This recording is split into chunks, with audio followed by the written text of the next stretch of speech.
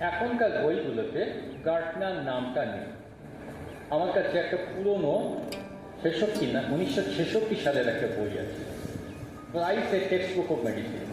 সেই বইটার মধ্যে আমি দেখেছি গার্টনার এই নামটা লেখা আছে। পুরনো আমলে এটাকে গার্টনার বলে পরিচিত ছিল। এখন হোমিওপ্যাথিতে গার্টনার নামটা আছে, কিন্তু অন্য ক্ষেত্রে এটাকে নন টাইফয়েড সালমোনেলা বা এটাকে বলা হয় salmonella এন্টেরিটাইটিস।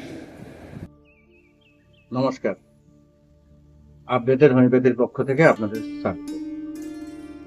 Enclave of updated homeopathy Andul how এর তত্ত্বাবধানে যাবৎকাল যে সমস্ত সেমিনারগুলির আয়োজন করা হয়েছে সেই সমস্ত সেমিনারের বিশেষ কিছু অংশ আপনাদের সামনে তুলে ধরব। যদি ভালো লাগে তাহলে লাইক, শেয়ার এবং অবশ্যই সাবস্ক্রাইব করবেন। ধন্যবাদ। সালমোনেলার সবখানেক ভ্যারাইটি আছে, তার মধ্যে এই যে নন টাইফয়েড ভ্যারাইটি, এইটাই কিন্তু বেশিরভাগ ক্ষেত্রে পেটির ওষুধের কারণ হয়ে যাচ্ছে। একটু আগে আমি যে কেসটা বললাম, আমাদের ছাত্রবন্ধু সেটি আর্টিকেরিয়া কমিয়েছে। কী করে? ব্যাকটেরিয়া দিয়ে। এবার এই ব্যাকটেরিয়া সম্বন্ধে একটু বলতে হয়, কেন ব্যাকটেরিয়াতে আসতে পারলাম। আজকাল চিকেন খাওয়ার ভীষণ ধুম পড়ে গেছে। আগে এত চিকেন খাওয়া হতো না।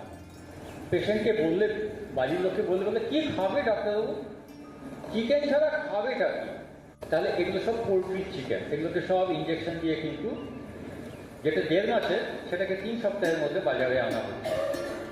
ইঞ্জেকশন দেওয়া হচ্ছে, নানা রকম হরমোন ইত্যাদি দেওয়া হচ্ছে। এটা একটা দিক। আরেকটা দিক, প্রতিটি চিকেনের পার স্কোয়ার সেন্টিমিটারের মধ্যে 100 থেকে 1000 সালমোনেলা পাওয়া যায়। প্রতিটি চিকেনের পার স্কিনের মধ্যে পার স্কোয়ার সেন্টিমিটারে 100 থেকে 1000 সালমোনেলা পাওয়া যায়। এবার আমাদের দেশ তো অত্যন্ত ঝকঝকে ডক্টর, পোলট্রিগুলোকে পাশে দিয়ে গেলেই দেখবেন ভয়ঙ্কর দুর্গন্ধ। যেখানে অপরিচ্ছন্ন পোলট্রি, সেখানে এই সংখ্যাটা আবার 1000 গুণ বেড়ে যাবে। অর্থাৎ সেখানে পার স্কোয়ার সেন্টিমিটারে একটা চিকেনের শরীরে সালমোনেলা 1000 × 1000। তাহলে একটা চিকেনের শরীরে কত লক্ষ কোটি সালমোনেলা থাকে? এটা পার স্কোয়ার সেন্টিমিটারের হিসাব। এইবার সেই চিকেনটা খুব ভালো সেদ্ধ হলো না, একটু শক্ত শক্ত, পেশেন্ট খেয়ে দিল। এবার ডায়রিয়া হলো। আমার মনে হলো যে হয়তো খুব রিচ রান্না হয়েছিল, সেই জন্য পার্টিকুলার এইসব দেওয়া হচ্ছে, কিছুই কমে কী করে। ওখানে যে ব্যাকটেরিয়া চলে গেছে সরাসরি পেটে, সেটাও তার ক্রিয়া শুরু করে দিয়েছে। তাহলে এই যে নন টাইফয়েড সালমোনেলা, অর্থাৎ সালমোনেলা এন্টেরিটাইটিস, এটা কিন্তু একটা মারাত্মক, চিকেনের মধ্যে একটা ভীষণভাবে আছে। তাহলে ডিমে কি দোষ করলো? ডিমের মধ্যে যদি কোনো ক্র্যাক হয়ে যায়, এবার ওই ক্র্যাকের মাধ্যমে ওই সালমোনেলা ডিমের ভেতরে প্রবেশ করছে। আমার এই বন্ধুটি সেই হিস্ট্রিটা পেয়েছিল যে সে ডিম খেয়েছিল, অর্থাৎ একটা ইনফেক্টেড ডিম, ওই ক্র্যাক নিশ্চয়ই হয়েছিল, তার মধ্যে দিয়ে সালমোনেলা প্রবেশ করেছে। সেটা খাওয়ার পর থেকে তার শরীরে আর্টিকেরিয়া দেখা দিয়েছে, ব্যাকটেরিয়া। যে ব্যাকটেরিয়া তো টাইফয়েডের one of the best medicine, এখানে নয় কেন? এই জন্যই ব্যাকটেরিয়াকে আমরা 1 নম্বরে রেখেছি। তাহলে চিকেন খাওয়ার পরে এবার আপনি রেপার্টারি খুলুন, কি আছে সেখানে?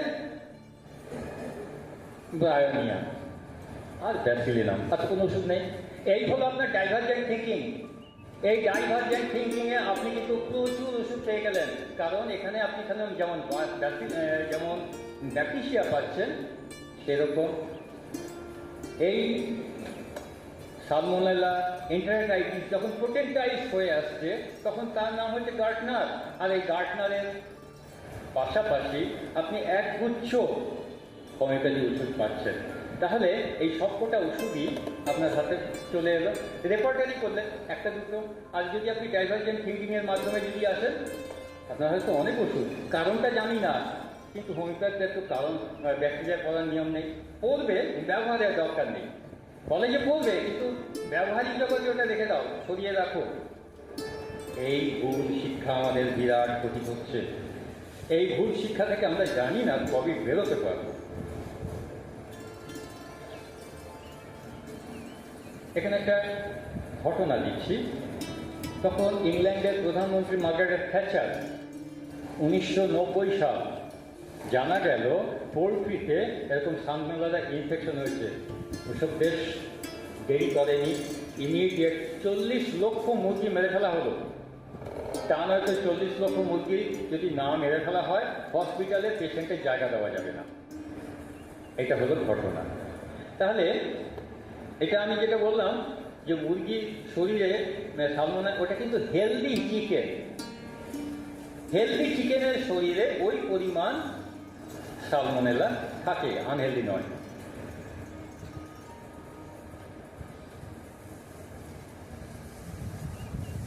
তাহলে এটা কিসের মাধ্যমে বেশি বেশি পাওয়া যাচ্ছে? এটা কিন্তু ওই পোলট্রি ফুডস, পোলট্রি থেকে যেসব পোলট্রি আছে, বা দুধ, আইসক্রিম, এসবের মধ্যেও কিন্তু এই সালমোনেলাকে পাবো আমরা।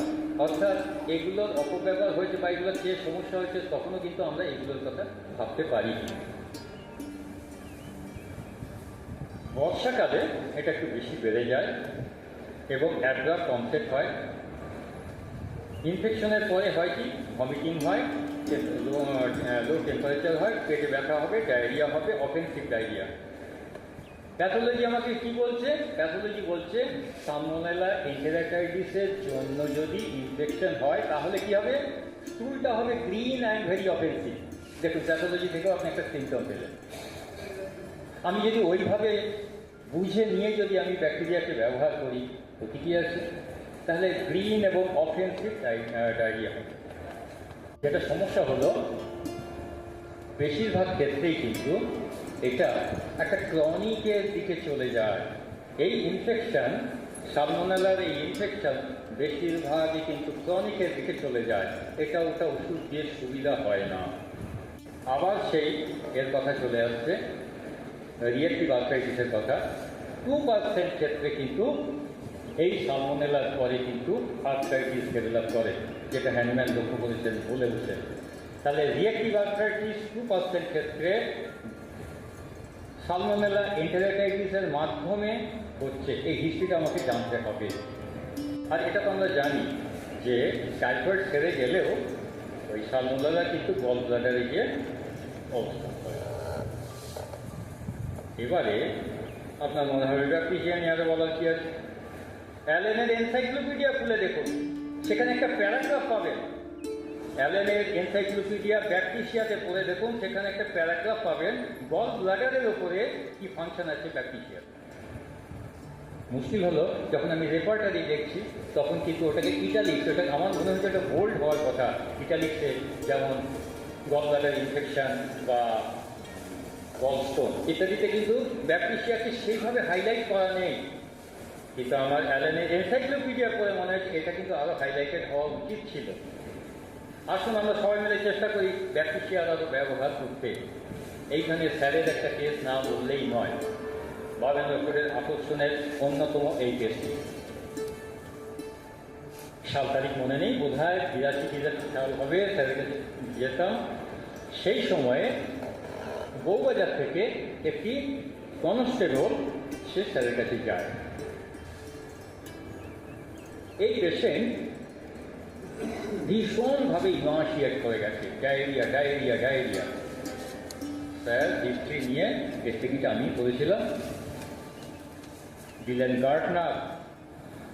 গার্টনার দেওয়ার পরে তার কয়েক মাস কোনো ওষুধ দিতে হয়নি। সবচেয়ে আশ্চর্য যেটা, 16 কেজি ওজন বেড়েছিল, আজও আমার মনে আছে। চমকে গিয়েছিলাম গার্টনারের ব্যবহার দেখে। তারপর থেকে গার্টনার ব্যবহার করার চেষ্টা করেছি।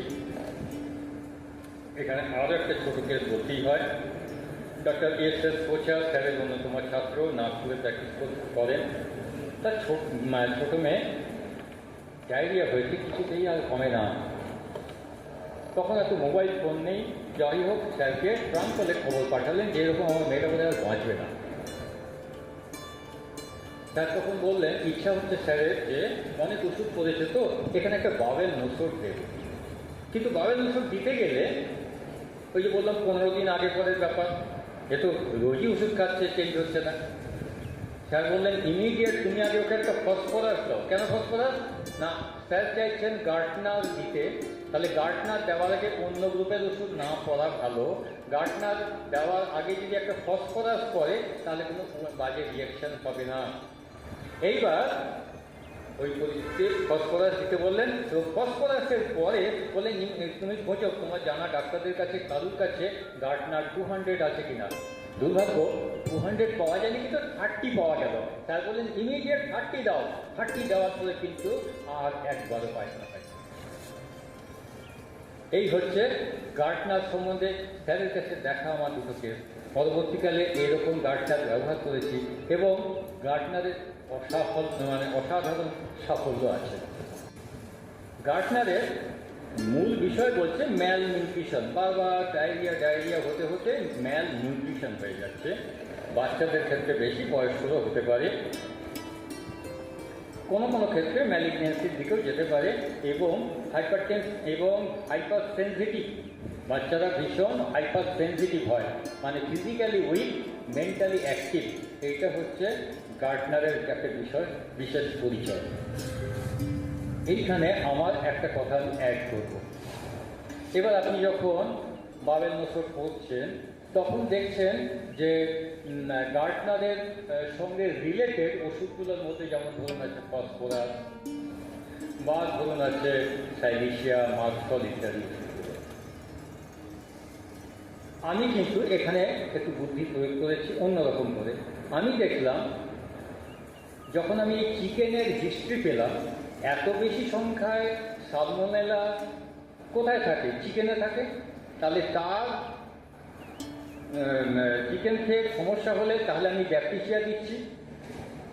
আমি কিন্তু এইখানে একটু অন্যরকম করেছি, সে বইয়ে নেই কিন্তু আমি করেছি, ফলও হয়েছে।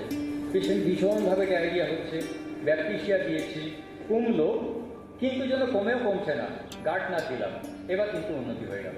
অর্থাৎ বইয়ে গার্টনারের পাশাপাশি ব্যাকটেরিয়ার নাম নেই, কিন্তু এই যে ঘটনাটা বললাম এর পরিপ্রেক্ষিতে কিন্তু ব্যাকটেরিয়ার নাম কিন্তু গার্টনারের পাশাপাশি চলে আসে।